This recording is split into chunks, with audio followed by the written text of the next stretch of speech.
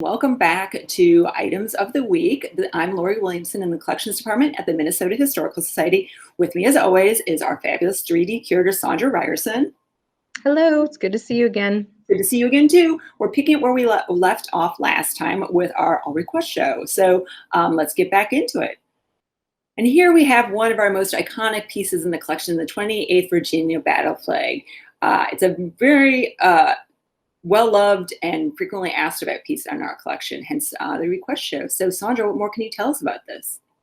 Yeah, so this is probably the best known piece in the object collection. Of the 250,000 objects, this is the one that people know about. It makes its way into the news on a fairly regular basis. And then we've got, of course, the podcast done by a former curator. There's also a Minnesota history article called Colors of Valor, all about this flag and how it came to be here. But this is, as you said, the 28th Virginia battle flag. They were part of the Army of Northern Virginia in the Confederacy. And this flag, the reason we have it is it was captured by Private Marshal Sherman of St. Paul. He was in the 1st Minnesota, Company C. They served at Gettysburg during Pickett's charge is when this flag was captured on July 3rd of 1863. And Sherman was awarded the Congressional Medal of Honor for his gallantry. And the 1st Minnesota has a huge monument at Gettysburg because their service was essentially plugging a big hole in the Union line. And they did it 2 days in a row. So they suffered immensely at Gettysburg. And literally saved the day. Exactly. Yeah. And that doesn't entirely explain how the flag comes to be in Minnesota now. When the first ended their first tour of duty, they came back to Minnesota, and Private Sherman asked that the flag be sent with them. So they brought it on the train and paraded it around the state. This was war booty, right? They were very proud of what they had accomplished, and this was a very visual reminder of what they'd managed to do at Gettysburg. So this was on display all over the place in Minnesota through the end of the war. And at the end of the War Department put out an order saying that all flags in War Department possession were to be returned to their home states. This had been in War Department possession, but at the time of that order was not. And so there's a technicality there, and that's how it remained in Minnesota ever since. This is all currency, not from Minnesota. So you can see that the ones on the left are Confederate currency. So the Confederate States of America $10 bill and the $20 bill, like really interesting stuff here, right? The top bill, the $10 bill, it's like a romanticized depiction of slavery, and this is when Southern banks are including images of slavery from the 1850s because banks were still issuing their own currency. So, for example, we have banknotes from Minnesota banks, and of course we wouldn't want to get rid of those. But this has very little connection to Minnesota, except that the donor probably was a collector from Minnesota. Yeah, so these are chunks of wood and a chunk of rope, right? What? So one of them is a fragment of the USS Constitution. So this is a famous U.S. Navy frigate called Old Ironsides. It was launched in 1797. It campaigned during the War of 1812.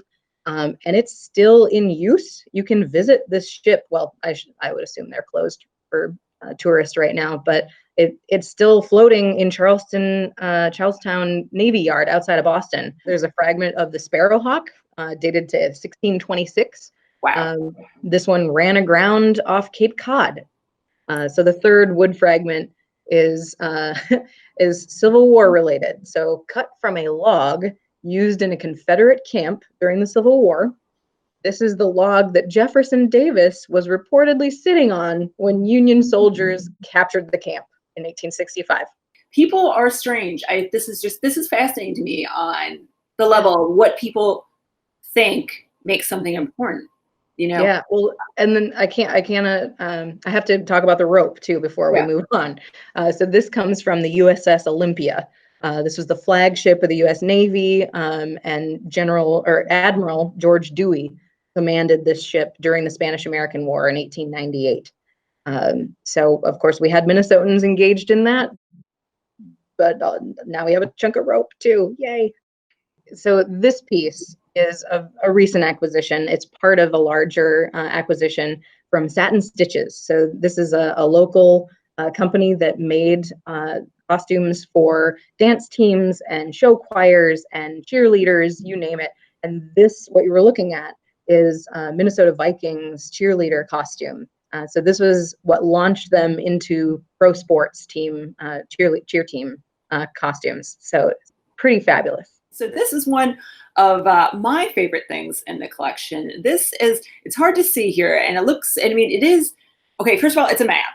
It's a very, very large map. It's an size 8F, which is just about the biggest. I mean, it's huge, and this is butcher block paper, basically. But what it is it's a map of the neighborhood of Bohemian Flats, down by the University of Minnesota, down right there by the river.